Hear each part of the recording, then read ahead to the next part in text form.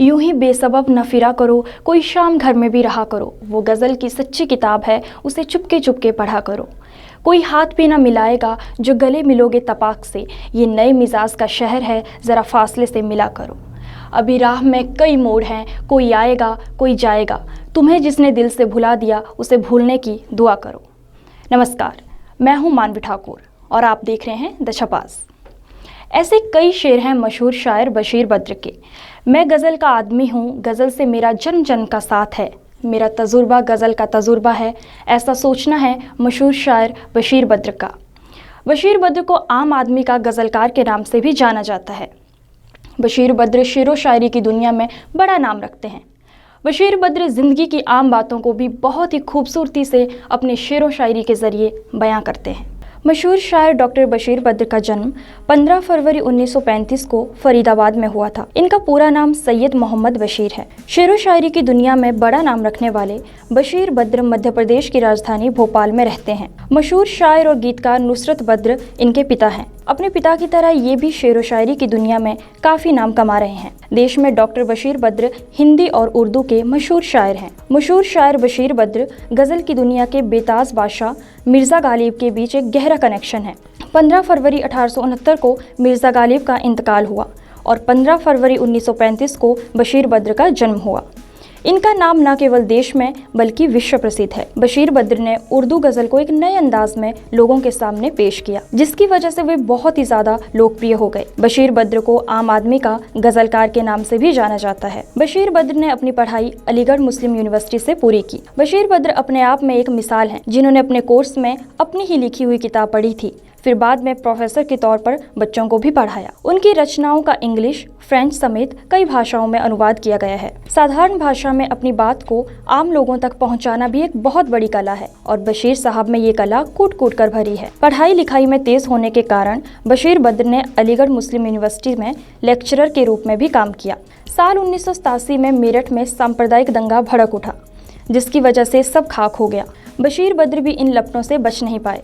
उनका सब कुछ जलकर राख हो गया और उनके रिश्ते भी उसी आग में झुलस गए। बशीर बद्र पूरी तरह से टूट चुके थे। उन्हें अपने परिवार के साथ अपने दोस्त के घर में रहना पड़ा। दिल टूट चुका था, उनके अंदर का शहर उजड़ चुका था। एक वक्त ऐसा आया जब बशीर ने वहां से चले जाना ही जरूरी समझा। वे भोपाल आ गए और यहीं के होकर रह गए। दुश्मनी जम के करो, लेकिन ये गुंजाइश रहे जब कभी हम दोस्त बन जाए तो शर्मिंदा ना हो।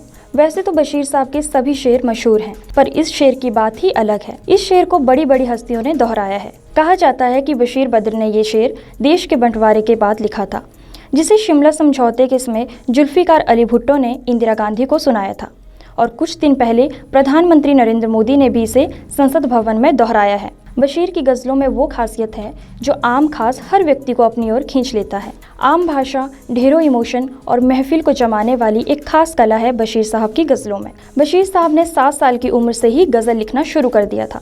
लगभग 10 वर्ष की उम्र में बशीर बद्र ने अपना पहला शेर कहा था, तेरे इश्क में मैं मारा जा रहा हूँ, हवा चल रही है, उड़ा जा रहा हूँ।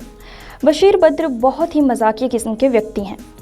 अपनी शायरी के लिए मशहूर बशीर बद्र महफिल में अपने खुशनुमा आदतों के लिए भी जाने जाते हैं। जहाँ तक उनके रहन सहन और खाने पीने की बात की जाए तो अपने मीठे अल्फाज में माहिर बशीर साहब को मीठा भी बहुत पसंद है। उन्हें मीठा इतना पसंद है कि नमकीन में भी मीठा मिलाकर ही खाया करते थे। पढ़ाई के मामले में बशीर बद्र हमेशा से ही आगे रहे हैं। उन्हें sir Morris William scholarship, doctor Radhakrishna जैसी स्कॉलरशिप भी मिली थी। बशीर बद्र की एक और बड़ी खासियत है कि वो AMU में गोल्ड मेडलिस्ट रह चुके हैं। एक किस्सा बशीर साहब का ये भी है। न्यूयॉर्क में एक कवि सम्मेलन हुआ था जिसमें बशीर साहब ने भाग लिया।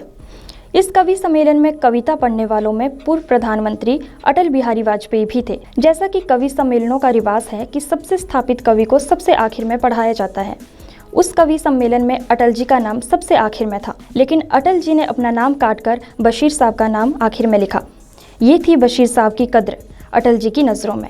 कहा जाता है कि बशीर बद्र अपनी ही तारीफ करने के बेहद शौकीन थे।